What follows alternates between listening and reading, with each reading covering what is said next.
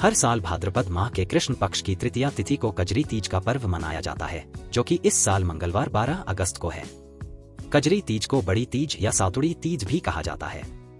यह उत्तर भारत के कई राज्यों जैसे राजस्थान, उत्तर प्रदेश, मध्य प्रदेश और बिहार में विवाहित महिलाओं द्वारा बड़े श्रद्धा और उत्साह से मनाया जाने वाला त्योहार है। कजरी तीज हरियाली तीज के लगभग 15 दिन बाद आती है।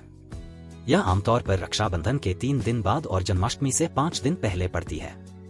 भले ही अलग अलग क्षेत्रों में पंचांग में थोड़ा अंतर हो, लेकिन यह पूरे भारत में एक ही चंद्र तिथि कृष्ण पक्ष की तृतीया तिथि पर मनाई जाती है। कुछ परंपराओं में महिलाएं नीम के पेड़ की पूजा करती हैं, उसके चारों ओर पवित्र धागा बांधती हैं और परिवार की सुख समृद्धि के लिए प्रार्थना करती हैं। अन्य लोग गेहूं के आटे या गोबर से भगवान शिव और माता पार्वती की प्रतीक मूर्तियां बनाकर पीढ़ियों से चली आ रही रीति रिवाजों का पालन करते हैं। आइए जानते हैं कजरी तीज की व्रत कथा।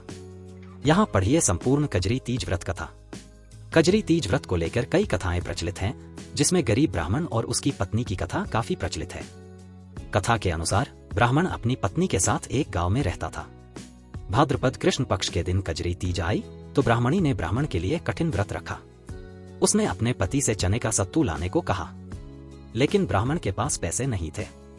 उसके कहा कि वह सत्तू कहां से लाएगा। तब ब्राह्मणी ने कहा कि उसे सत्तू चाहिए, चाहे वह कहीं से भी चोरी या डाका डालकर लाए। पत्नी की खातिर ब्राह्मण घर से निकला और एक साहूकार की दुकान में पहुंच गया। दुकान में उस समय कोई नहीं था। उसने चुपके से चने की दाल, घी, शक्कर को 1.25 किलो तोल लिया और इन सब से सत्तू बना लिया। इतने में ही एक नौकर को कुछ आवाज सुनाई पड़ी, जिसके बाद साहूकार के सभी नौकर जाग गए और चोर चोर चिल्लाने लगे। तब तक वहां साहूकार भी पहुंच गया और उसने ब्राह्मण को पकड़ लिया। ब्राह्मण ने कहा कि वह चोर नहीं है। उसकी पत्नी ने कजरी तीज का व्रत रखा है, जिसके लिए उसे 1.25 किलो सत्तू की आवश्यकता थी, वह वही लेने आया है। ब्राह्मण की बात सुनकर साहूकार ने जब उसकी तलाशी ली तो उसके पास सत्तू के अलावा कुछ भी नहीं मिला। ब्राह्मण की हालात देख साहूकार भावुक हो गया और उसने से कहा कि आज से उसकी पत्नी को वह अपनी बहन मानेगा और अपना भाई धर्म निभाएगा।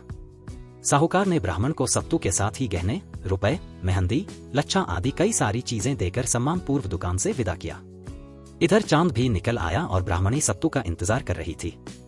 ब्राह्मण सत्तू समेत कई चीजें लेकर घर पहुंचा। तब उसकी पत्नी ने भगवान शिव पार्वती की पूजा की। पूजा के बाद उसने सत्तू का भोग चढ़ाया और फिर खुद और पति ने प्रसाद के रूप में ग्रहण किया। उसकी सच्ची श्रद्धा और भक्ति से प्रसन्न होकर भगवान शिव और माता पार्वती ने आशीर्वाद दिया कि उसके घर में कभी अन्न की कमी नहीं होगी और उसका दाम्पत्य जीवन सुखमय रहेगा। तभी से यह मान्यता बन गई कि कजरी तीज के दिन श्रद्धा और नियम से व्रत करने से वैवाहिक जीवन में खुशियां बनी रहती हैं और परिवार में समृद्धि आती है।